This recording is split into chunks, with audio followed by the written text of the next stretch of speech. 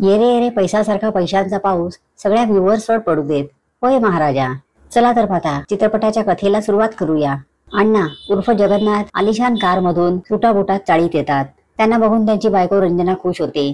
ते तिला कागदपत्र दाखवून सांगतात, या चाळीतला तुझा शेवटचा दिवस. तिच्याकडे बंगल्याचे अग्रीमेंट फेकतात. पण हे काय ब्रह्मनिरास. ते ऑटोमधून उतरतात. त्यांना बघून ती जोरात ओरडते, जग्गू. घरात येतात तिचं लेक्चर चालू होतं. ती त्यांना म्हणते, मला वाटलं होतं साऊथ आफ्रिकेत जाऊन तू बक्कळ पैसा कमवशील, पण तू तर फाटकाच आलास. सासूबाईंचं मृत्यूपत्र ती त्यांना वाचून दाखवते. जिवंतपणी मला नातवाचं तोंड पाहायला मिळालं नाही, पण आता जोपर्यंत या घराण्याला वारस मिळत नाही तोपर्यंत माझ्या अस्थी विसर्जित करायच्या नाहीत. ते म्हणतात, चल आत्ताच माळ्यावर जाऊयात, आईची इच्छा पूर्ण करूया. ती त्याला म्हणते, तुला जर बाप बनायचं असेल तर आपल्या बाळासाठी मोठी आलिशान गाडी हवी. 10-12 बेडरूमचा मोठा बंगला, त्यातल्या बाथरूम मध्ये मोठा बाथटब, त्यात मी तासनतास डुंबणार. गुलाबी टॉवेल गुंडाळून मी बाहेर येणार. आपण एकमेकांच्या डोळ्यात पाहणार. आणि मग तिचा भाऊ प्रद्युम्न तिला मध्येच थांबवत विचारतो, ताई तू अटी घालतीयस की मूड बनवतीयस? ती नवऱ्याला सांगते, या अटी जर तुम्हाला मान्य असतील तर तुम्हाला मला स्पर्श करता येईल, आणि तरच सासूबाईंच्या अस्थी विसर्जित होतील. रात्री दोघे बारमध्ये जातात. प्रद्युम्न त्यांना म्हणतो, अण्णा तुम्ही आता थोडं मनावर घेतलं पाहिजे. तुम्ही फक्त एकदा ठरवा, आपल्याला श्रीमंत व्हायचंय. बाप काय 9 महिन्यात व्हालही. एवढं तुम्ही आफ्रिकेत गेलात, काय करत काय होतात तिथे? तेवढ्यात त्यांना न्यूज दिसते. बँकेचे 10,000 कोटी बुडवून नीरज शहा फरार झालेला असतो. अण्णा म्हणतात, आपण 10 करोडच्या बाता करतोय आणि तो 10,000 करोडला चुना लावून गेला सुद्धा. पण मला सांग, 10,000 करोड म्हणजे 10वर किती शून्य? आता सांगता येत आहे कोणाला हे? प्रद्युम्न नुसताच हातवारे करतो. रात्री घरी निघताना रिक्षाचा ताबा अण्णा घेतात. मध्येच एक फोन येतो. ते फोन उचलून म्हणतात, रिक्षा वॉकिंग ना, आय एम बिझी. पण समोरून आलेल्या आवाजाने त्यांची बोलती बंद होते. दुसऱ्या दिवशी ते विदर्भ बँकेत जातात. तिथे बसलेले असताना जान्हवी मॅडम आत येतात. त्यांना बघितल्यावर अण्णा म्हणतात, मॅडम तुम्ही? त्या म्हणतात, मीच तुला साऊथ आफ्रिकेतून इथे आणलाय. अण्णा म्हणतात, लय उपकार झाले मॅडम तुमचे. त्या म्हणतात, त्याच उपकाराची परतफेड करायची वेळ आली आहे आता. आता तू आमच्यासाठी काम करायचंयस. नीरज शहाचा फोटो दाखवून त्या म्हणतात, या माणसाकडून रिकव्हरी करायची आहे. याला पकडण्यात आपली सिस्टीम फेल गेली आहे. मला हा भारतात हवाय. ते त्यांना म्हणतात, कशाला उगाच भंकस करताय? हे सीआयडी वाल्यांचं काम आहे. मी होम लोन कार लोन वसुली करतो. मॅडम म्हणतात, 10,000 करोड रुपयांचा 1% मिळेल म्हणजे 100 करोड. वैतागून अण्णा, नको तुमचे 100 करोड म्हणत निघणार. पण करोड ऐकल्यावर त्यांचे डोळे विस्पारतात. ते पेपर्स न वाचताच कॉन्ट्रॅक्टवर सही करतात. मॅडम विचारतात, न वाचताच सही केलीस? ते म्हणतात, त्याची काय गरज नाही. आपण एकदा ठरवलं ना की ठरवलं. तरी त्या त्याला कॉन्ट्रॅक्ट एक्सप्लेन करतात. जर तू नीरज शहाला भारतात परत आणू शकला नाहीस तर या मिशन मध्ये खर्च केलेले सगळे पैसे तुला आम्हाला द्यावे लागतील आणि ताबडतोब साऊथ आफ्रिकेला परत जावं लागेल. अण्णा म्हणतात, ती वेळच येणार नाही. हे मिशन मी माझ्या स्टाईलने करणार आणि आपली माणसं घेणार. मॅडम तयार होतात, पण त्याला सांगतात, या मिशन बद्दल कोणालाही कळता कामा नये. लवकरच तुझ्या अकाउंटला ऍडव्हान्स जमा होईल. तुला लगेच लंडनला निघावं लागेल. रात्री बारमध्ये असताना प्रद्युम्न त्यांना म्हणतो, तुम्ही 9 वाजता कशी काय अग्रीमेंटवर सही केलीत? अण्णा म्हणतात, 100 करोड साठी आपण कशावर पण सही करू शकतो. या कामासाठी आपल्याला टीम जमवायची आहे. प्रद्युम्न त्यांना एक आयडिया देतो. आजवर तुम्ही ज्यांच्यावर उपकार केलेत त्यांची मदत घेण्याची वेळ आली आहे आता. तुम्ही किती जणांची कर्ज माफ केलीत, किती जणांची वसुली सोडून दिली, अशा सगळ्या गरजू आणि टॅलेंटेड लोकांना एकत्र करूयात. माझ्याकडे सगळ्यांची यादी आहे. ते सगळं मी बघतो. तुम्ही फक्त जिथे जायचंय त्या जागेचा विचार करा. रात्री घरी आल्यावर रंजना त्यांना म्हणते, म्हणजे आता लंडनला वसुलीला जाणार तू? भावाकडे बघून ती त्याला म्हणते, तू याच्या बरोबर आहेस तर मला काळजी नाही. पण लंडन मध्ये जर कुठल्या बाईशी लगट करताना हा दिसला तर ती बाई या माणसाला राखी बांधते असा फोटो काढायचा आणि मला पाठवायचा. अण्णा तिला आश्वासन देतात, रंजना तू फक्त बघ, आपण श्रीमंत होणार आहे. आपलं लाईफच बदलणार आहे. ती म्हणते, आणि जर नाही बदललं तर मी तुलाच बदलणार आहे. आता माणसं लागणार म्हणून हे दोघे सगळा रेकॉर्ड शोधतात. अखेर त्यांना फाईल मिळते. त्यांची पहिली कॅन्डिडेट सारा देसाई, दुसरा पोलिसांचा खबऱ्या जालिंदर गोमटे, तिसरा असतो हर्ष पाटील, एक हॅकर. एका बँकेच्या एटीएम मध्ये चिप बसवलेली असते. कुणीही कार्ड स्वाईप केलं तर पैसे जाऊ शकतात. ते मशीन तो डिॲक्टिव्हेट करतो. हे सगळं मेंटेनन्स एजन्सीच्या माणसांनी केलंय. तो इन्स्पेक्टरना सांगतो, तुमचे पैसे सेफ आहेत. तो बँकेच्या ग्राहकांना म्हणतो. अण्णा या तिघांना स्टेडियमवर बोलवतात. लंडनला जायचं म्हणून प्रद्युम्न नवीन वीक घालून आलेला असतो. कुणाचं काय तर कुणाचं काय? अण्णा त्याच्याकडे बघून म्हणतात. त्याच्याकडे प्रद्युम्न तिघांचे फाईल्स देतो. हर्ष पाटील त्याच्याकडे बघून ते म्हणतात, 20 लाखांचं लोन आहे, हप्ते थकून 5 महिने झाले आहेत, घरावर जप्तीची नोटीस आहे. दुसरा नंबर सारा देसाई. तिला म्हणतात, तुझं 35 लाखाचं लोन 8 महिने झालेत, हप्ते थकले आहेत, घरावर जप्तीची नोटीस सुद्धा आली आहे. आता टरकून काय फायदा, जेव्हा टरकायला पाहिजे होतं तेव्हा नाही टरकलीस. नंतर जालिंदरचा नंबर. ते म्हणतात, तुझं 50 लाखांचं लोन आहे, घर तर ऑलरेडी जप्त केलंय, पण लोन काही फिटलेलं नाही. तो त्यांनाच म्हणतो, आता आमची काढून झाली असेल तर इथे कशाला बोलवलंय ते सांगा. अण्णा म्हणतात, आपल्याला एक मिशन करायचंय, जर हे मिशन तुम्ही केलं तर तुमची सगळी कर्ज माफ, वर तुम्हाला तुमची घरं सुद्धा मिळतील. उत्सुकतेने सगळेच विचारतात, काय करायचंय? अण्णा म्हणतात, नीरज शहा झोल करून लंडनला पळालाय, आपण जर त्याला इकडे आणला तर तुमचं सगळं कर्ज माफ होईलच, पण मी तुम्हाला प्रत्येकी 2 करोड देईन. किंमत ऐकून सगळेच तयार होतात.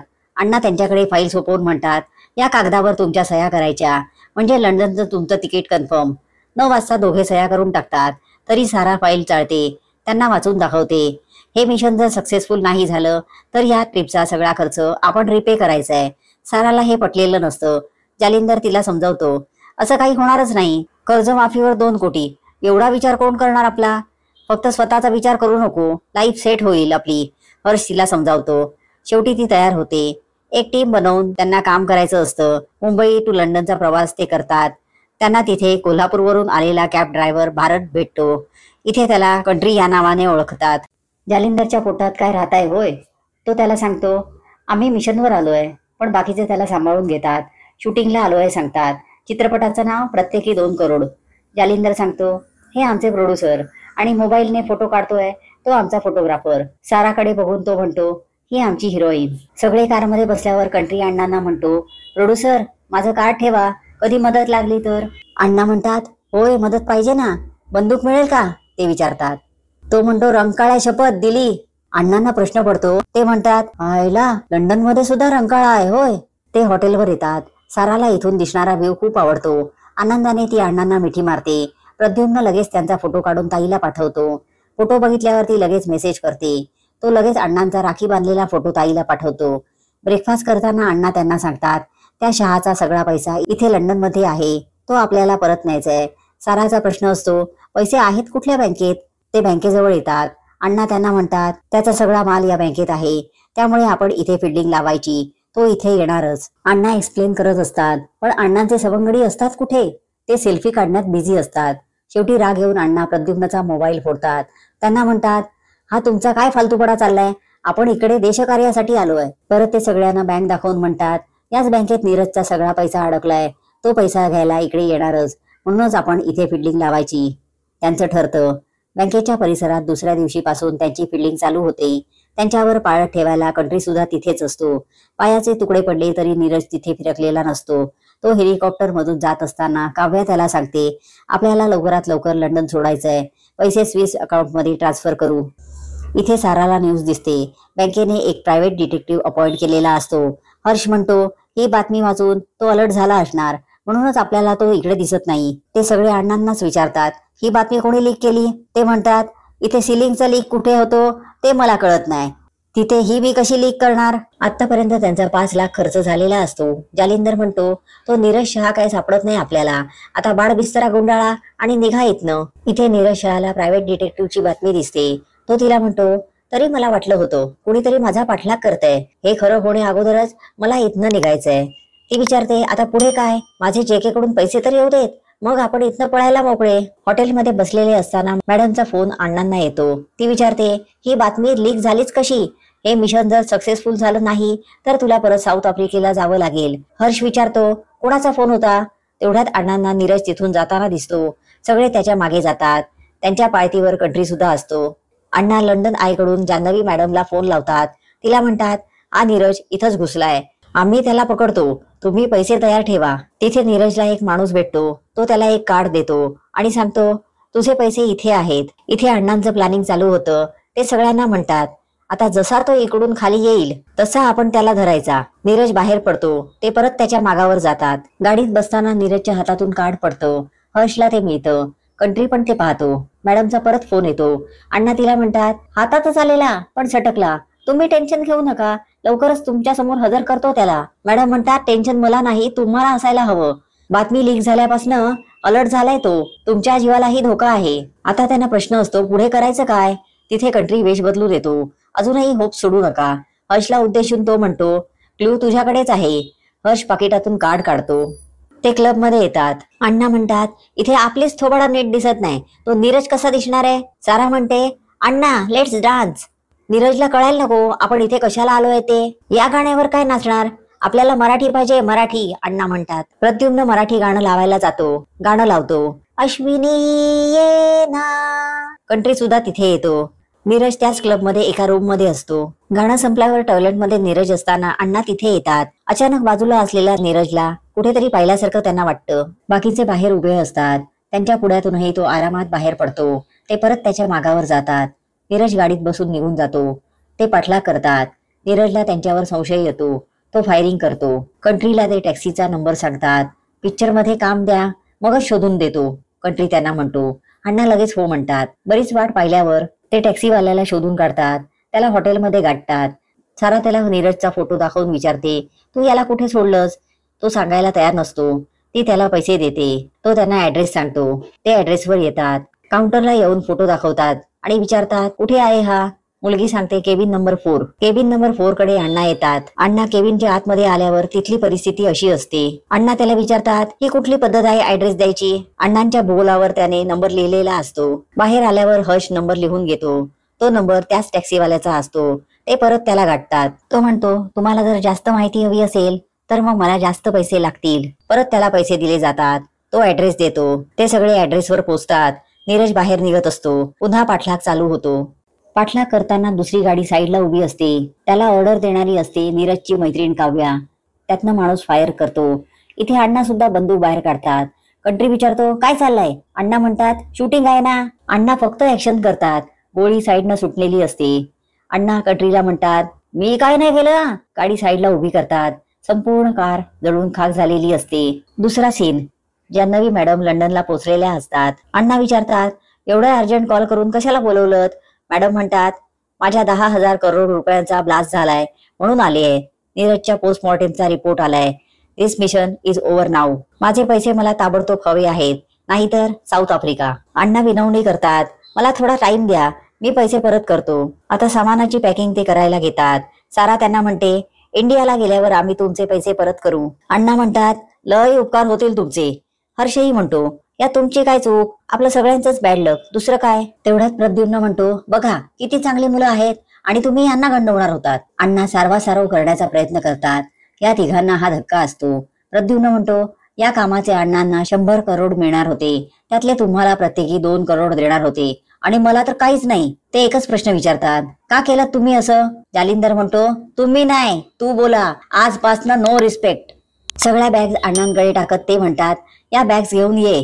त्यात प्रद्युम्न सुद्धा त्यांच्या कंपूत सामील होतो. ते सामान घेऊन रस्त्यावर बसतात. कंट्री तिथे येतो. इथे का बसलाय? घरी जा, तो त्यांना म्हणतो. प्रद्युम्न म्हणतो, आमचं बजेट संपलंय, आमची फ्लाईट रात्रीची आहे. कंट्री त्यांना स्वतःच्या घरी घेऊन जातो म्हणतो. साराची ऑर्डर होते, अण्णा बॅग्स घे. ते एका मोठ्या विलापाशी येतात. लपत छपत ते विलाजवळ येतात. तो असतो नीरजचा विला. त्याला बघून सगळेच अवाक होतात. ते कंट्रीला विचारतात, तुला कसं कळलं नीरज जिवंत आहे ते? अण्णा त्याला म्हणतात, तू नक्की आहेस तरी कोण? तो म्हणतो, मी इन्स्पेक्टर शरद शिंदे. तुमच्यासारखा मी सुद्धा इथे नीरजला पकडायला आलोय. नीरजचा पासपोर्ट व्हेरिफिकेशनसाठी माझ्याकडे आला होता. मी त्याचा पासपोर्ट व्हेरीफाय केला. त्यानंतर घोटाळ्याची बातमी आली. पण आपल्या करप्ट सिस्टीमने मला सस्पेंड केलं. आता काही झालं तरी मला त्याला पकडून पुन्हा भारतात न्यायचंय आणि स्वतःला निर्दोष सिद्ध करायचंय. प्रद्युम्न त्याला विचारतो, आम्ही नीरजला शोधतोय, हे तुम्हाला कसं कळलं? तो सांगायला सुरुवात करतो, तुम्ही नीरजला पकडायचं प्लॅनिंग चालू केलं तेव्हापासून मी तुमच्या मागावर होतो. तुम्ही सगळे लंडनला आलात आणि मी सुद्धा कंट्री बनवून तुमच्या मागावर इथे आलो. तुमच्या प्रत्येक हालचालींवर माझं बारीक लक्ष होतं. तुम्हाला जी जी मदत करता येईल ती मदत मी केली. नीरजने स्वतःलाच मारायचा प्लॅन केला हे मला कळल्यावर मी तुम्हाला रोखलं. आता हे काम आपण सगळ्यांनी मिळून करायचंय. हे काम फक्त आमच्या दोघांचं राहिलेलं नाही. अण्णा विचारतात, हा दुसरा कोण? तो म्हणतो, वेळ आल्यावर कळेल तुम्हाला. नीरज जिवंत आहे सांगायला अण्णा मॅडमला भेटतात. मिशनचे पैसे संपल्याचं अण्णा तिला सांगतात. ती पैशांचा बंदोबस्त करणार असते. अण्णा मिशन परत चालू झालं म्हणून उत्साहात असतात. सारा, जालिंदर, हर्ष तिघेही तयार नसतात. त्यांच्या काही अटी असतात. अण्णा त्यांना समजावत म्हणतात, मिशन पूर्ण झाल्यानंतर सगळ्यांनाच समान वाटा मिळणार आहे. एवढं ऐकल्यावर ते अण्णांच्या मागे पळतात. नीरजने तो पैसा जेकेकडे ठेवलेला असतो तो त्याला फोन लावतो. समोरून जेके म्हणतो, तू तर मेलायस. नीरज म्हणतो, मी तुलाही असं मारेन की तेही विसरता येणार नाही. Where is my money. JK phone cut करतो. नीरजची गर्लफ्रेंड त्याला म्हणते, त्याने तुझा डाव तुझ्यावरच उलटवला. तो तिला म्हणतो, मला माझ्या हक्काचा पैसा परत मिळवायचाय. आता बँक लुटायची, पण त्यासाठी माणसं लागतील. ती तुला गोळा करायची आहेत. इथे टीम एकत्र असताना जालिंदर विचारतो, त्याने स्वतःहून स्वतःचा गेम का केला? कंट्री म्हणतो, हे त्याचं एकट्याचं काम नाही, त्याच्याबरोबर दुसराही कोणीतरी आहे. आता आपल्याला नीरजच्या डोक्याने विचार करावा लागेल. तेवढ्याच समोरून नीरजची गर्लफ्रेंड येताना दिसते. ते तिच्या मागे जातात. तिला गाठल्यावर अण्णा अग्रेसिव्ह झालेले पाहून कंट्री सांगतो, मी तुम्हाला सांगितलं होतं ना, एक व्यक्ती सतत मला मदत करत असते, ती ही आहे काव्या. ती त्यांना नीरज संपल्याची खरी स्टोरी सांगायला सुरुवात करते. नीरज घरातून बाहेर पडल्यावर तुम्ही त्याचा पाठलाग केलात. त्याला वाटलं जकेची माणसं त्याच्या मागावर आहेत. तेवढ्यात एक गाडी तुमच्या दोघांच्या मध्ये आली. नीरज याचा फायदा घेऊन गाडीतून खाली उतरला. स्वतःला संपवून स्वतःलाच वाचवण्याचा प्लान नीरजने केला होता. त्याने हे केलं कारण त्याला त्याची आयडेंटिटी बदलायची होती, म्हणून त्याने खोटा ऍक्सिडेंट घडवून आणला. बँक लुटण्यासाठी त्याला एक टीम हवी आहे. आता याच लोकांना टीम बनवून त्याच्यासमोर न्यायचा त्यांचा प्लान ठरतो. डान्सचा प्रोग्राम चालू असताना नीरजला एक जण बंदूक दाखवतो. हा प्लानचाच एक भाग असतो. नीरज जीव वाचवल्याबद्दल त्याचे आभार मानतो. अण्णा म्हणतात, तुम्हाला तुमचे पैसे हवे आहेत, आम्हाला जेके हवाय. नीरज हात मिळवणी करतो. तो सगळ्यांना त्याच्या बंगल्यावर घेऊन जातो. रात्री टेन्शनमुळे हर्षला झोप येत नसते. तो अण्णांना उठवतो. त्याचा प्लान सांगतो. त्यांना म्हणतो, नीरज आता झोपलाय, आपण त्यालाच उचलूया ना. अण्णा म्हणतात, चल चल. शरदला सांगतो. हर्ष त्यांना अडवत म्हणतो, त्या शरदशी, त्या जेकेशी आपला काय संबंध? आपला संबंध नीरजशी आणि त्याच्यामुळे मिळणाऱ्या पैशांशी आहे. आता घाई करूयात, मी सगळ्यांना उठवतो. ते नीरजला बेशुद्ध करायला इंजेक्शन घेऊन निघतात. समोरून शरद काव्या बाहेर येतात. काव्या त्यांना विचारते, तुम्ही इथं काय करताय? अण्णा त्यांना इंजेक्शन दाखवून म्हणतात, कल करे सो आज, आज करे सो अभी. शरद त्यांना म्हणतो, तुम्हाला असं काही करता येणार नाही. नीरजच्या सोबत कोण कोण आहे हे जोपर्यंत कळत नाही तोपर्यंत नीरजला हातही लावू शकत नाही. दुसऱ्या दिवशी त्यांची मीटिंग होते. नीरज म्हणतो, माझा हक्काचा पैसा मला परत मिळवायचा आहे. बँक ऍड्रेस काव्याने तुम्हाला दिलाय, त्या बँकेतून तो आणायचा आहे. अण्णा विचारतात, या कामाची किती किंमत मिळेल? तो म्हणतो, 1000 करोड. किंमत ऐकून सगळ्यांचे डोळे फिरतात. तो प्लॅन सांगतो. ते बँकेचा प्लॅन काढतात. नीरजला मिळवलेले डॉक्युमेंट दाखवतात. ते बघून नीरज म्हणतो, मेरा पैसा लेके वो भाग गया. तो रागाने बाहेर येतो. तिथेच काही वेळाने नीरजला गन दाखवून किडनॅप केलं जातं. अण्णा ते पाहतात. सगळे धावत बाहेर येतात. नीरजने त्याचं लाईव्ह लोकेशन काव्याला पाठवलेलं असतं. ते निघतात. आपल्याला नीरज बांधलेल्या अवस्थेत दिसतो. त्याच्या समोर जेके उभा असतो. नीरज त्याला म्हणतो, आज तक तुम्हारा चेहरा किसी ने नहीं देखा. जेके म्हणतो, या चेहऱ्यामागचं डोकं कुणाचं आहे ते तुला माहित नाही. जेके त्याला मारणार इतक्यात अण्णांची टीम येऊन हल्ला करते. फायरिंग होतं. जेकेने मारलेली गोळी हर्षला लागते. सारा त्याला सांभाळते. जेके मात्र निसटतो. ते परत बंगल्यावर येतात. अण्णा म्हणतात, मिशन कॅन्सल. कुणाच्या जीवाशी खेळून मला हे मिशन पूर्ण करायचं नाही. आपण उद्याच इकडून निघतोय. बॅगा भरा. हर्ष त्यांना समजावत म्हणतो, हे मिशन आपल्या सगळ्यांचं स्वप्न आहे. फक्त माझ्यासाठी मी हे मिशन थांबू देणार नाही. आता तर हे मिशन पूर्ण होणारच. इथे हर्ष आणि साराचे सूर जुळलेले असतात. मिशनसाठी एकत्र धरलेला हात सोडत नाहीत दिसल्यावर अण्णा त्यांना म्हणतात, हनीमूनला मला पण नेणार आहे. सारा आणि हर्षच्या या मिशनचा तर कुणालाच पत्ता नसतो. अण्णा मॅडमला फोन करतात आणि म्हणतात, हे मिशन आता फक्त मिशनच राहिलेलं नाही. त्या नीरजला परत आणणारच. त्याच्याबरोबर त्या जेकेलाही सोडणार नाही. मॅडम विचारतात, कोण जेके? ते सांगतात, नीरजचा इथला पार्टनर, ज्याने त्याला गंडवलंय.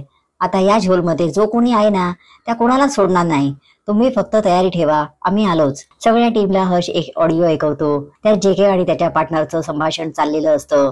जेके सांगत असतो, सगळे पैसे घेऊन मी येतोय. ते आता डायमंड्स मध्ये कन्वर्ट झाले आहेत. सगळे ब्रीफकेस मध्ये भरून समुद्रमार्गे इंडियात पोहोचतोय.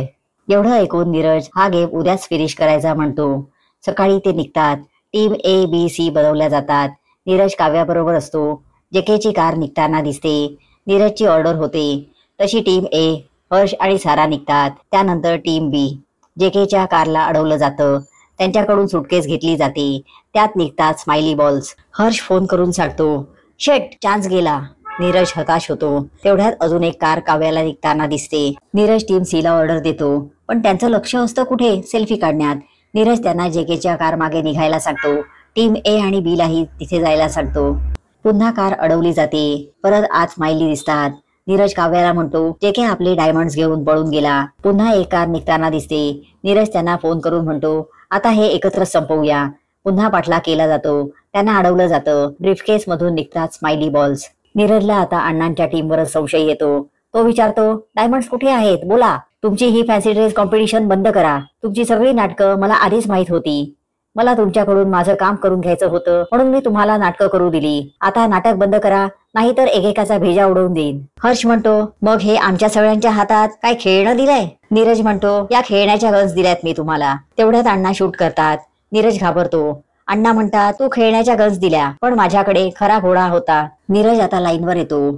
तो म्हणतो, आपण पैसे वाटून घेऊया ना, सेटलमेंट करूया. अण्णा म्हणतात, तू बेबी पिक्चर पाहिला नाय? ते प्रद्युम्नकडून इंजेक्शन घेतात. तो घाबरून म्हणतो, बेबी नाही पाहिला म्हणून मला इंजेक्शन देणार का? त्यापेक्षा घरी जाऊन पिक्चर बघूया ना. इथे शरद कमिशनरना फोन करून काम फत्ते झाल्याचं सांगतो. Back to India. नीरजला इन्स्पेक्टर शिंदे घेऊन येतात. नीरज ताब्यात आलेला असतो. आता पाळी जेकेची असते. इन्स्पेक्टर शरद जान्हवी मॅडमच्या ऑफिसमध्ये पोहोचतात. तिथे जेकेही असतो. ते म्हणतात, तुमच्या आणि जेकेच्या फोन कॉल्समुळे आम्हाला कळलं की या सगळ्या मागे तुम्हीच आहात. तो बॅग उघडून बघतो. त्यातही स्माइली असतात. शरद विचारतो, जेके, डायमंड्स कुठे आहेत? जेके म्हणतो, मी तर या बॅगेतनं बॉल्सच आणले आहेत. मग डायमंड्स गेले कुठे? शरदच्या चेहऱ्यावरच्या स्माइलवरून कळतं डायमंड्स नक्की कुठे गेले ते. तो अण्णांना भेटायला येतो. त्यांना विचारतो, डायमंड्स कुठे आहेत? अण्णा सांगायला सुरुवात करतात. त्या रात्री जेकेने फोन केलेला हर्षने आपल्याला ऐकवला. त्यानंतर जेकेने आणखीन एक फोन केलेला, तो आम्ही ऐकला पण तुम्हाला नाही सांगितला. जेकेने माल रात्रीच हरवायचं ठरवलं. मग आम्ही आमचा वेगळा प्लॅन बनवला. आम्हाला 100 करोड पाहिजे होते. नी जेकेला 10,000 करोड. मग जेकेलाच आमच्या प्लॅनमध्ये आम्ही सामील करून घेतला. जेकेला त्याचा हिस्सा मिळाला. शरद विचारतो, म्हणजे माझ्यावरच गेम टाकलात तुम्ही? अण्णा म्हणतात, गेम तर तुम्ही आमच्यावर टाकलात. सस्पेंडेड ऑफिसर बनून तुम्ही आम्हाला वापरला, मग आम्ही आमचा मेंदू वापरला. शरद विचारतो, बाकीचे कुठे आहेत? त्यानंतर एकेकाची क्लिप आपण पाहतो. सगळे मस्त एन्जॉय करत असतात. शरद विचारतो, आता पुढे काय? ते म्हणतात, अभी तो पार्टी सुरू हुई है.